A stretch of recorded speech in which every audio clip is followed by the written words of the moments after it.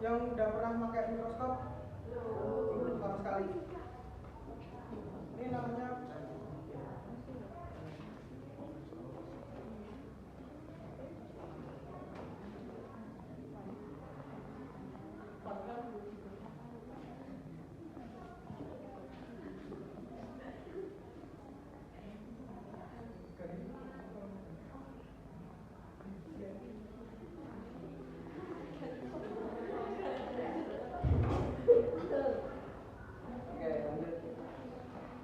ya seperti yang kalian lihat di depan, ini tuh namanya mikroskop.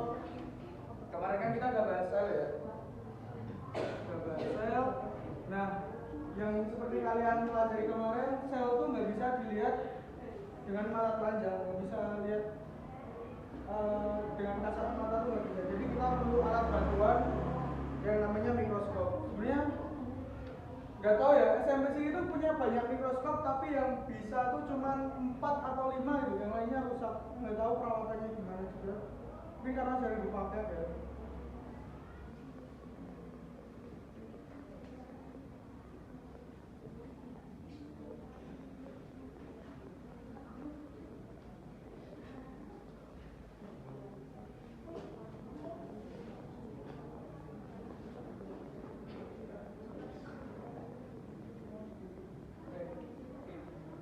Yang akan kita pelajari di sini tuh pertama ada sejarah penemuan mikroskop, ada perbesaran dan resolusi, terus ada jenis-jenis mikroskop, bagian-bagian mikroskop cahaya, sama menghitung perbesaran total. Dan ini latihannya nanti saya ini. Oke, kemarin kan sel sangat kecil ya. Bagaimana caranya melihat sesuatu yang sangat kecil? Kemarin satu bulan yang kita bahas itu berukuran 0,01 sampai 0,1 mm. Itu kecil banget ya. Sedebu kali. Mata manusia hanya mampu melihat objek berukuran lebih dari 0,1 mm. Jadi di bawah itu mata manusia tuh nggak bisa lihat. Jadi kita perlu adanya yang namanya mikroskop. Nah ini. Kemarin udah beberapa, ada dari penemuan, ada ilmuwan Indonesia ya, kemarin Dr. Tijo itu sama juga. Mengapa ilmuwan membutuhkan mikroskop? Itu membutuhkan teori sel. Para ilmuwan itu membutuhkan alat yang mampu memperbesar bayangan benda hingga ribuan kali agar bagian-bagian sel yang sangat kecil dapat teramati dengan jelas. Kalau misalkan tanpa mikroskop, ya seperti yang tadi disampaikan, kita nggak bisa lihat karena ukuran sel itu atau ukuran benda-benda yang mikroskopis itu kurang dari 0,1 mm. Makanya kita dibutuhkan mikroskop. Dengan mikroskop bayangan benda dapat diperbesar dan diperjelas sehingga struktur sel bahkan organel di dalamnya dapat diamati dan digambarkan secara ilmiah. Ini perlu diingat. Penemuan mikroskop. Jadi yang menemukan mikroskop itu ada Robert Hooke dari Inggris pada tahun 1663. Gimana Robert Hooke itu bisa menemukan mikroskop? Di sini ada menciptakan mikroskop dan mengamati sayatan gabus tipis dari kulit kayu pohon ek. Kurang tahu juga kulit kayu pohon ek itu gimana, mungkin di Indo nggak ada ya, karena di sini wilayah tropis. Nah, Robert Hooke ini melihat ruang-ruang kecil menyerupai kotak atau sekat yang terus rapi seperti bilik-bilik pada bangunan biara. Gambarannya mungkin seperti itu ya, sketsa sayatan gabusnya. Ia menamai ruangan kecil tersebut sel dari kata Latin cellula yang berarti kamar atau bilik kecil. Jadi sel itu berasal dari kata Latin yang selula yang berarti kamar atau bilik kecil. Mungkin pohon ek itu seperti gabus pohon itu seperti kalau kalian tahu nggak sih kalau pohon singkong kalau dipatahin kan dalamnya ada gabusnya itu. Nah itu sama seperti sayatan gabus tipis dari kayu pohon ek. Akhirnya temuan Robert Hooke ini dipublikasikan dalam buku Micrographica, sebuah karya penting sejarah pada biologi sel. Nah, selanjutnya yang kedua ada dari Anthony van Leeuwenhoek dan Animalcula pada tahun 1674. 10 tahun setelah Hooke, Leeuwenhoek ini menciptakan mikroskopnya sendiri dengan lensa tunggal berkualitas tinggi. Lensa tunggal itu seperti itu ya, bentuknya mirip kaca pembesar, namun gambarnya itu sangat jelas. Ia sangat terkejut bahwa ia mengamati sampel air danau, kerokan gigi dan gusi, serta air talang hujan. Ini agak jorok, kerokan gigi dan gusi. Ya, ia sangat terkejut melihat bahwa berbagai bentuk organisme bergerak yang sangat kecil dan menyebutnya animalcula. Animalcula itu hewan yang sangat kecil pada saat itu. Penemuannya membuka jalan bagi ilmuwan lain untuk terus meneliti dunia mikroskopis, termasuk perkembangan di mana mikroskop dari yang 1674 jadi mikroskop modern seperti ini. Masih konvensional sebenarnya. Ya, masuk.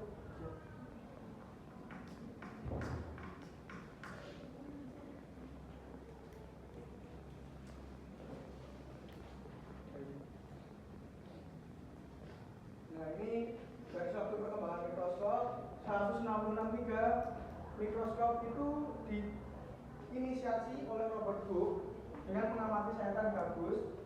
Tahun 1665 mikrografi atomic itu hasil dari pengamatan mikroskopiknya Hooke. Dari buku tersebut, Van Leeuwenhoek itu menemukan animalcula pada air danau dan mengembangkan apa yang diinisiasi sama Robert Hooke ini dengan lensa tunggal berkualitas tinggi. Hingga saat ini mikroskop cahaya dan elektron dengan perbesaran hingga jutaan kali. Ini ya, ada di dunia mikroskop itu ada 3 istilah penting yang kalian perlu ketahui. Yang pertama ada mikroskopis. Mikroskopis itu sesuatu hal yang tidak terlihat tapi bisa dilihat hanya dengan mikroskop. Bukan tidak terlihat misal hantu atau apa gitu, enggak ya, bukan. Jadi sesuatu yang sangat kecil hingga enggak terlihat, dan untuk melihatnya hanya perlu menggunakan mikroskop. Benda tersebut ditemukan di bilang mikroskopis. Misalnya ada spesimen. Spesimen itu benda atau objek yang mau diamati. Biasa spesimen itu diletakkan di sini ya. Untuk benda diamati apapun itu, sel, sayatan tumbuhan, bakteri atau apa, itu disebut spesimen. Dan objek gambar itu setelah kalian melihat apa itu isinya. Misal kalian melihat sel, terus kalian lihat tuh di sini. Nah, hasil yang kalian lihat itu dinamakan objek gambar. Ya. Ya.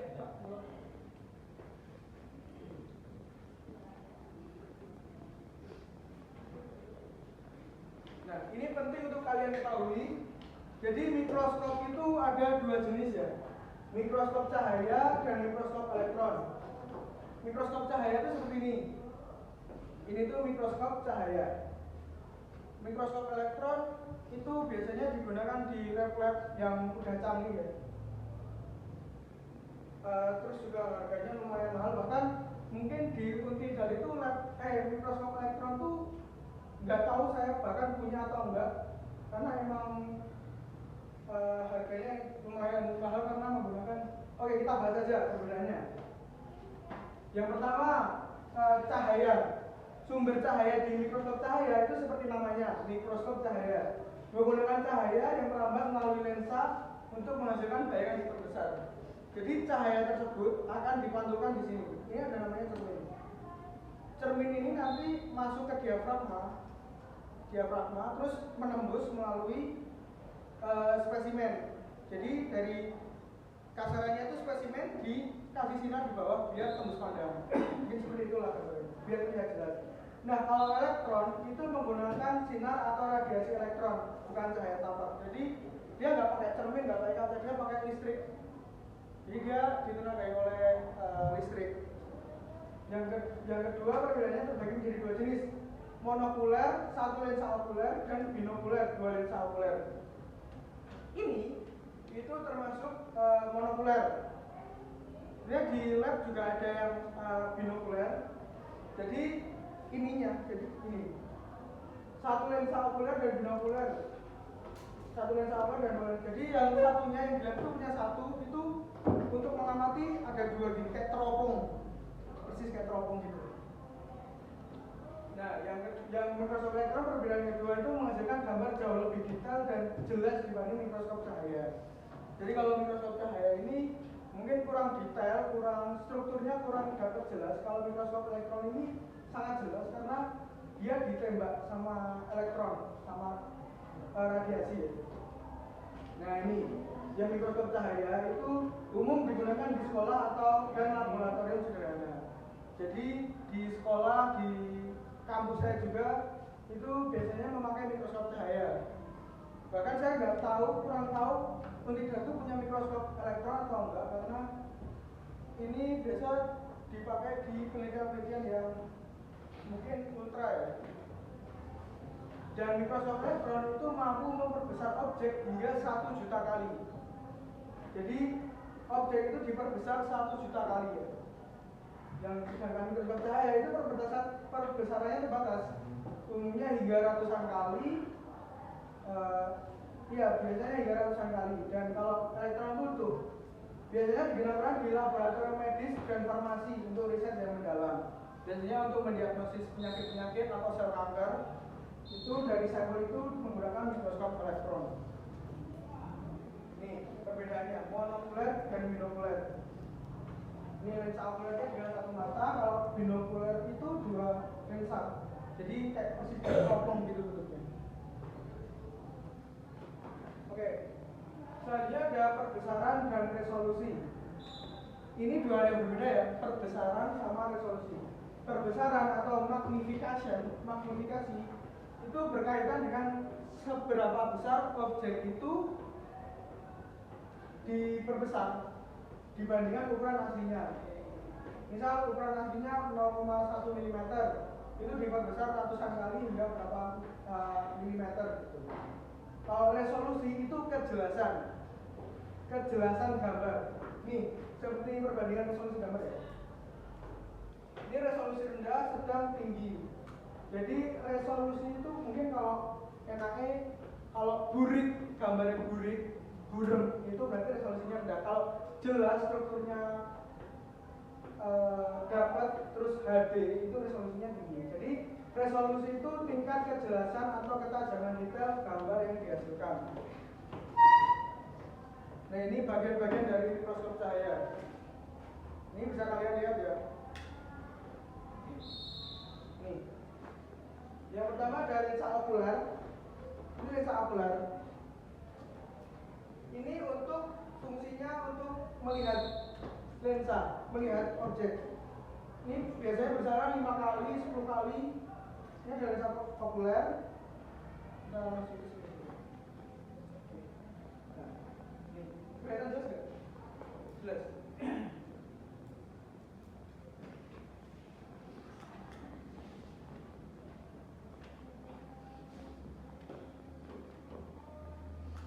Perlu dicatat ya. Ini lensa okuler. Lensa okuler itu ini.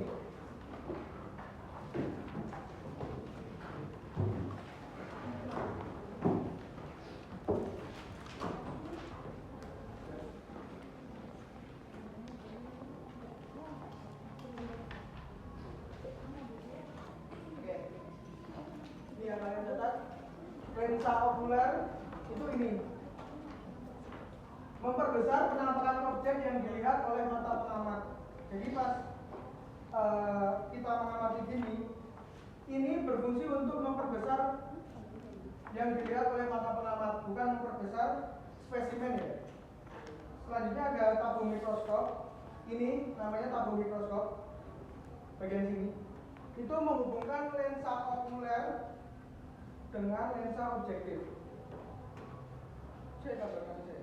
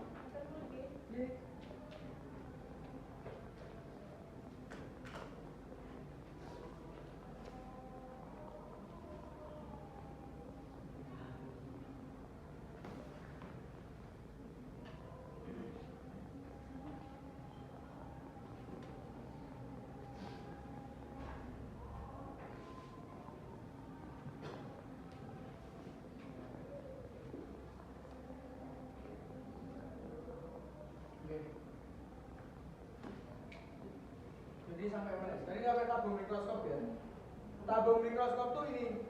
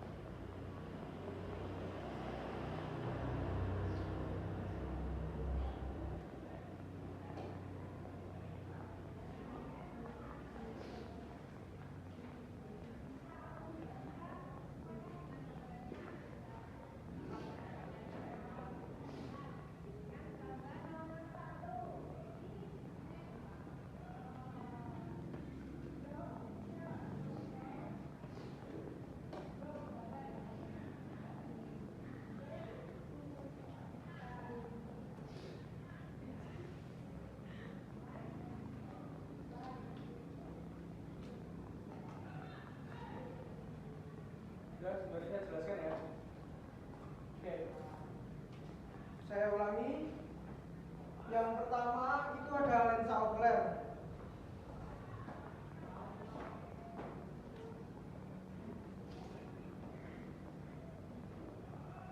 Ini lensa okuler.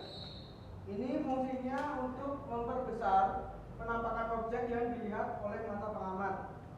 Selanjutnya ada tabung. Ini tabung namanya. Bagian sini ya. Ini tabung itu menghubungkan lensa okuler dengan lensa objektif. Ini lensa objektif namanya.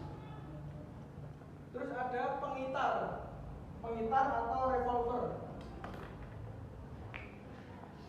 Ini fungsinya untuk tempat memasang lensa objektif dan mengatur perbesaran yang digunakan. Jadi yang dipasang di sini itu biasanya ada tiga perbesaran. Ya ini ada 10 perbesaran, ada 40, biasanya sama 100. Tapi di sini tidak memakai yang 100, jadi memakai yang 40 sama 10. Jadi kalau misalnya kita pengen memakai 10 perbesaran, tinggal kita geser, memakai 40 juga tinggal kita geser seperti ini. Selanjutnya fungsi lensa objektif yang tadi ini itu memperbesar bayangan objek yang berada dekat dengan spesimen.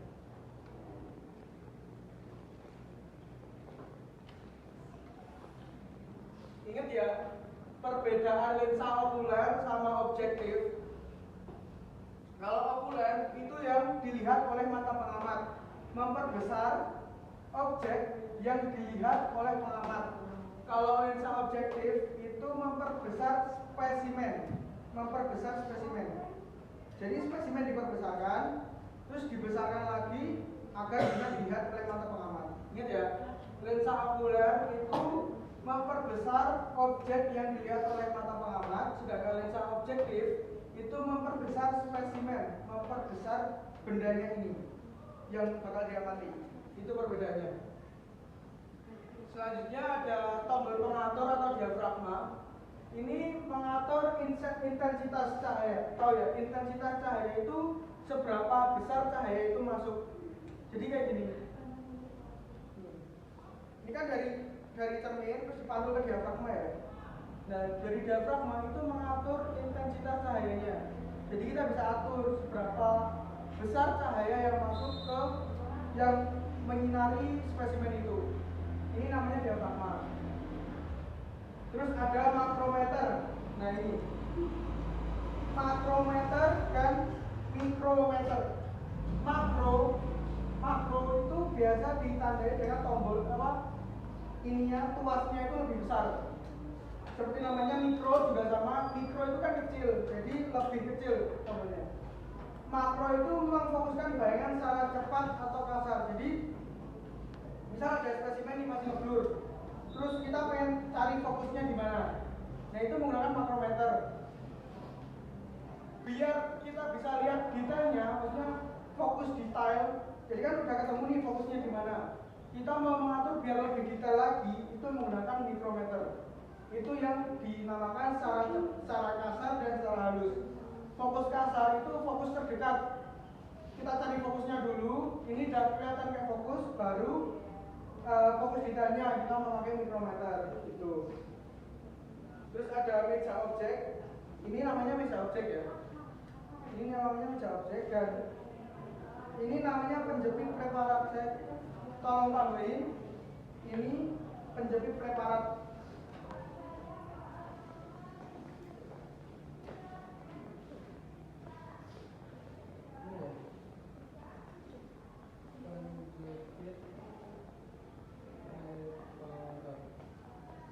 Jadi ini fungsinya untuk menjepit objek. Jadi kan objek nanti ditaruh di kaca besi panjang, kaca bening, itu namanya preparat. Nanti spesimen ditaruh di situ, baru kita nggak bisa tuh objek kita langsung taruh di sini tanpa ada preparat, itu nggak bisa. Jadi harus memakai preparat. Kacanya kayak gini. Ini bening, terus ada penutupnya gitu. Nah di sini biasanya spesimennya di situ. Nah, itu namanya penjepit preparat. Tolong ditambahin ya. Ini. Terus ada lampu. Lampu ini juga bisa diganti oleh cermin, lampu atau cermin. Itu sumber cahaya untuk memakai spesimen. Karena beberapa ada yang memakai lampu, ada yang memakai cermin. Ini salah satu contoh yang memakai cermin. Yang memakai lampu itu ada di lab, cuman juga sama rusak. Jadi kita pakai listrik kalau memakai itu buat untuk menyalakan senternya atau lampunya. Kelemahannya pada lampu atau cermin, kalau cermin itu kita harus benar-benar cari ruangan yang sangat terang, kondisinya sangat terang. Karena kalau nggak terang, itu tuh cermin cahayanya tuh kurang, nggak bisa nembus spesimen. Nah, dengan itu karena dengan kekurangan cermin, kita mikroskop itu dikembangkan menjadi mikroskop lampu. Jadi nggak perlu kita penelitian di ruangan yang gelap pun. Jam pertama telah selesai. Mau kita penelitian di ruangan gelap pun masih bisa karena sumber cahayanya memakai lampu yang dialiri listrik.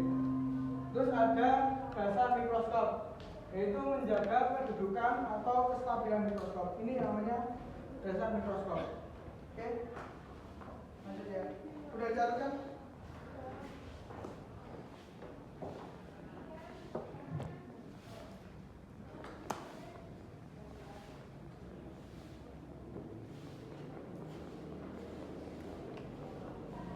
Selanjutnya cara menghitung perbesaran total.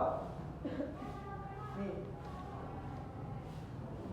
Jadi lensa okuler sama lensa objektif itu masing-masing memiliki perbesarannya. Ini contoh 5 kali. Dan ini saya pakai 10.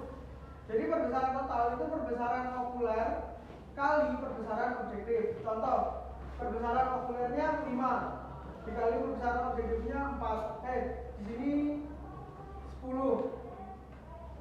Jadi maka perbesaran total 5 dikali 10 di sini.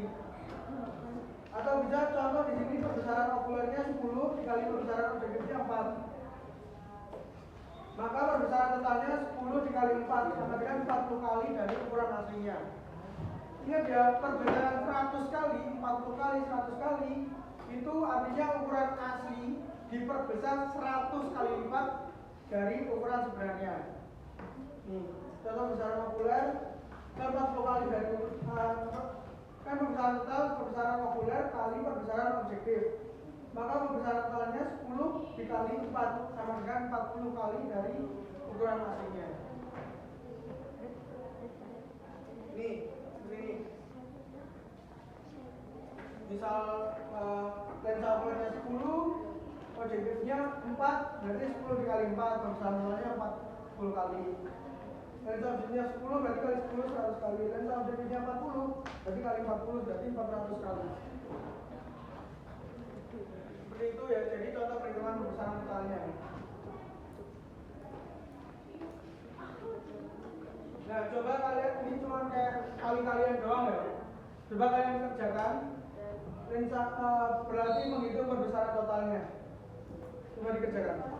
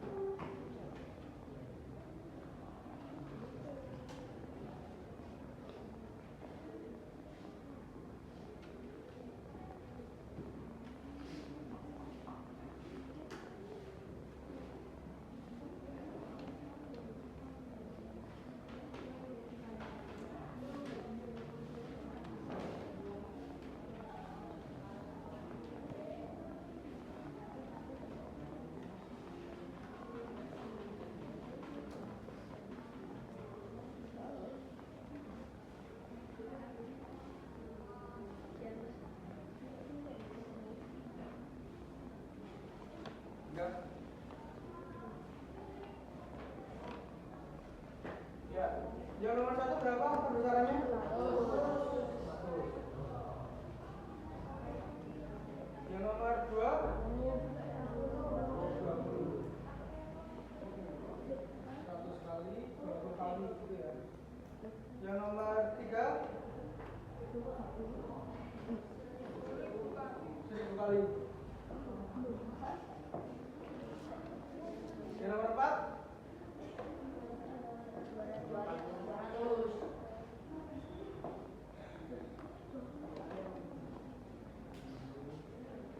ya. Jadi di sini biasanya itu perbesaran itu apa namanya, angkanya selalu istimewa ya. 5 biasanya kelipatan 5. Gak mungkin kayak 43 atau 13 itu gak mungkin guys. Biasanya tuh kelipatan 5 atau kelipatan 4 kalau perbesaran. Jadi lebih mudah untuk menghitung berapa perbesarannya.